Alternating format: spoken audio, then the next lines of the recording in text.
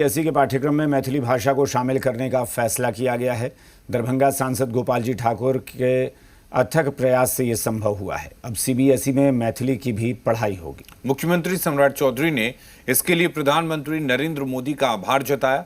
वहीं विपक्ष मैथिली भाषा के शिक्षकों की कमी के बहाने सरकार को घेर रहा है। मिथिला की सांस्कृतिक विरासत और भाषाई अस्मिता को अब नई पहचान मिलने जा रही है। दरभंगा सांसद गोपाल जी ठाकुर की पहल पर सीबीएसई बोर्ड ने मैथिली भाषा को अपने पाठ्यक्रम में शामिल कर लिया है। नई शिक्षा नीति के तहत कक्षा 1 से माध्यमिक स्तर तक मैथिली को मातृभाषा विषय के रूप में पढ़ाया जाएगा।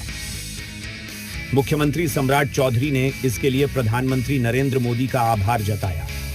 एक्स पोस्ट पर लिखा,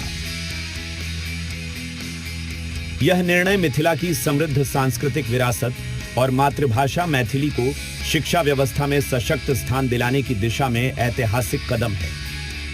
उन्होंने कहा कि इससे नई पीढ़ी अपनी जड़ों, परंपराओं और सांस्कृतिक पहचान से जुड़ सकेगी। यह पहल बहुभाषी शिक्षा को बढ़ावा देने और क्षेत्रीय भाषाओं के संरक्षण की दिशा में एक सकारात्मक कदम के रूप में देखी जा रही है।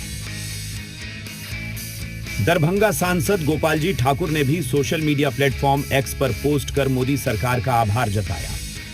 उन्होंने कहा कि मैथिली को शिक्षा व्यवस्था में उचित स्थान दिलाने की दिशा में यह एक ऐतिहासिक और स्वागत योग्य निर्णय है। मैथिली भाषा सिर्फ एक बोली नहीं, बल्कि मिथिला की आत्मा है।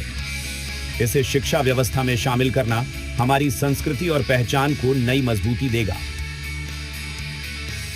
विश्व की सबसे मधुर भाषा है मैथिली और भारतीय जनता पार्टी के ही सरकार के समय अष्टम अनुसूची में मैथिली को माननीय वाजपेयी जी ने रखा था और अब भारत सरकार, विश्व के यशस्वी नेता, लोकप्रिय प्रधानमंत्री माननीय नरेंद्र मोदी जी ने पहला से लेकर के 8वां तक सीबीएसई कोर्स में मैथिली को रखा है, जिससे करोड़ों मैथिली भाषी खुश हैं, प्रसन्न हैं। इसके लिए प्रधानमंत्री जी को, केंद्र सरकार को बधाई और शुभकामना देता हूं कि राज्य के अनेक क्षेत्रों में, देश के अनेक क्षेत्रों में अलग अलग भाषा बोली जाती है, खान पान अलग है, बातचीत अलग होती है, भाषा और सब कुछ अलग है। पढ़ाई लिखाई में अगर सीबीएसई में अगर मैथिली भाषा को शामिल किया गया है, इसके लिए बहुत बहुत धन्यवाद, बहुत बहुत शुभकामना।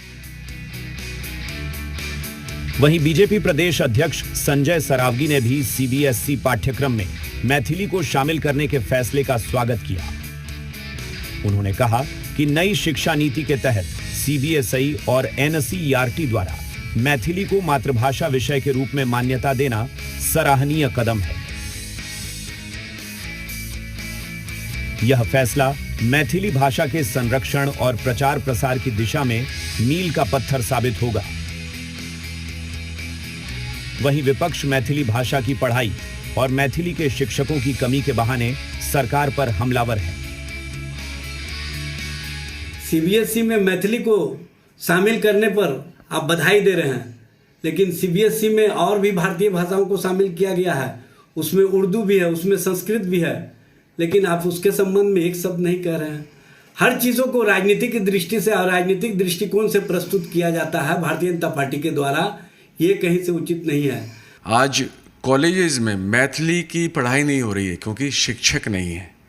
आप एक ऑप्टिक्स आपने बोल दिया कि भाई सीबीएसई में हम रख रहे हैं मैथिली को।